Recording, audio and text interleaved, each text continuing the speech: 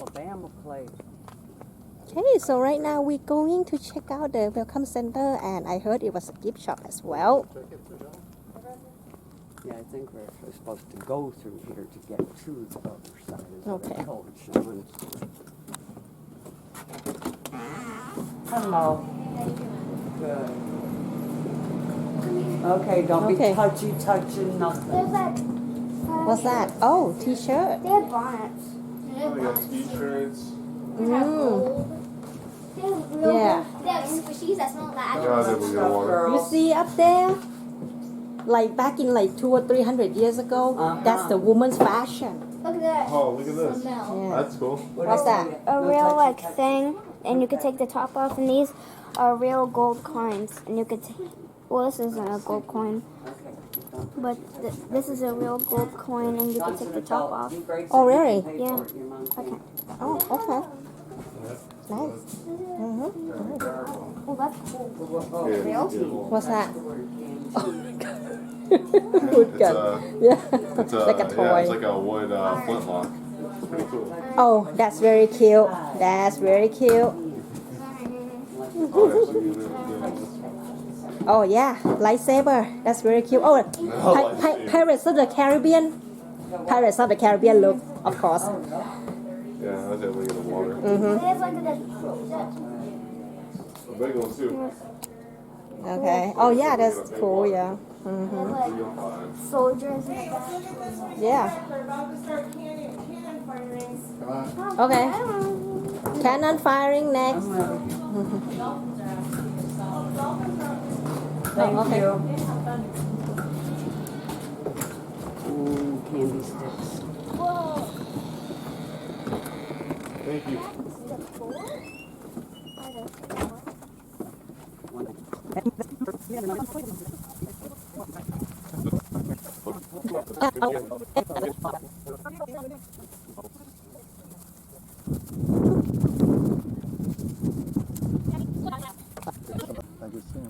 So for those that just joined us, I'm Quartermaster Sergeant McDonough, and that boat way off in the distance, they actually pay us to shoot at them as part of their tour. So I can't fire the cannon until they actually get here. All right, I think we're all here. So this cannon that I'll be firing for you is a 6-pounder. However, for the next cannon, I'll show you all the different cannonballs that we would have been using here. So I will have a 6-pound cannonball that we're going to pass around at that point. That's why we don't have living quarters. We have a question? Yeah. What's your question? The flag. Uh-huh. What's So this is the Stars and Bars, as we often refer to as the first national Confederate flag. Now, they historically would not have referred to it as that, because how would they know that they were going to have two more? So it's a very modern terminology to call it the first national Confederate flag. They called it the Stars and Bars. And we do have information about the different flags that would have flown over this fort during different wars inside the fort. So those flags are hanging from the rafters, and the corresponding, I guess, post to that rafter, we have some signage about them. Now, they did have very similar ideas regarding the stars, so they did represent the number of states that at that point in time had seceded. So the first version of this, in March of '61, only had 7 stars, because only 7 states had left the Union. But eventually 11 states will leave. But often these will also commemorate border states and Confederate territories. Arizona was a Confederate territory. So sometimes you might have as many as 13, 15. I've even heard 17 on a flag like that. They'll get here eventually. All right, but it's probably about time I can start waving at them, although in reality they should have seen it even when they were in front of Savannah. So what I'm going to signal to them is the shorthand, the abbreviation for the word enemy, which consists of E-N-Y. So E consists of 2, 3. Then coming back to center briefly is end of letter. N consists of 2, 2. Then once again, end of letter. And then Y consists of 2, 2, 2.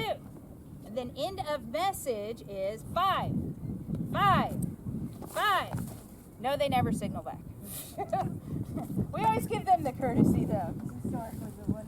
Oh! This first implement is the worm. This is to clear any debris had I just fired the cannon. This will be followed by the sponge. Now really the sponge is the more important of the two. So the sponge goes along with a bucket of water. And you fling off the excess. You don't want to drown your gunpowder. But if I were actually firing this, maybe once or twice a minute, I imagine eventually it would get rather warm. So it makes it safe to reload. Now if I had a full gun crew, somebody else would bring forward my ammunition. Fire in the hole. One piece at a time, brought forward in the leather haversack, position in the muzzle, then rammed home with the rammer to seat it in the rear or the breech. How long does cover your ear? So the gun's loaded, but not quite ready to fire. Next is the priming wire, which will puncture the bag of gunpowder and hold it in place if the gun had to be maneuvered forward and aimed left and right. Up and down is done with the coin, that's spelled with a Q.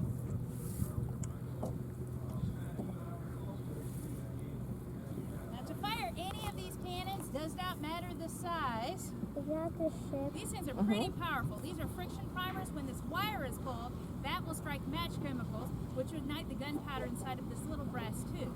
It's going to fire straight down into the cartridge of gunpowder and thus hopefully fire the cannon. As you can imagine, you don't really want a firecracker going off in your fingers. So, as your trigger, you're using a lanyard. So you have a wooden handle, several feet of rope, and then a little hook to go through the loop of wire. Fire in the hole. That's for their captain's orders. They want us to fire across their bow. Oh, yours. Ready! Fire in the hole. Fire! Oh.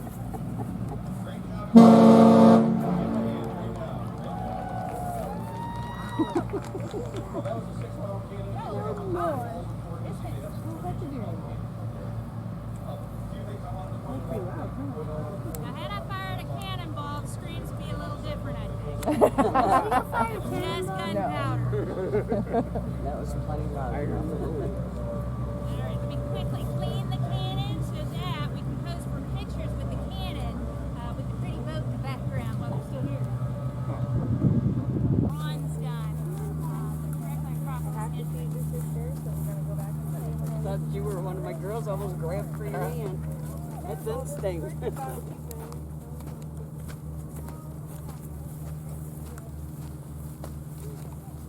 I'm following the directions.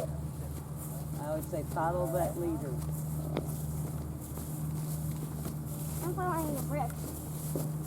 Like, you just follow the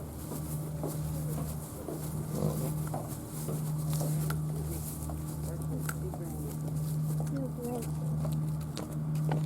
What is that?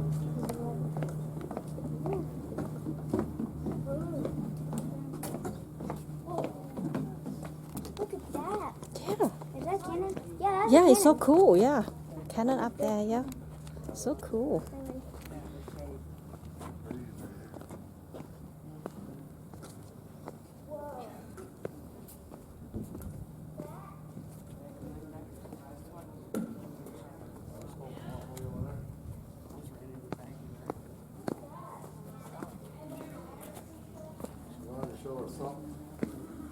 Yep, well, let's take a break in the shade till we find out.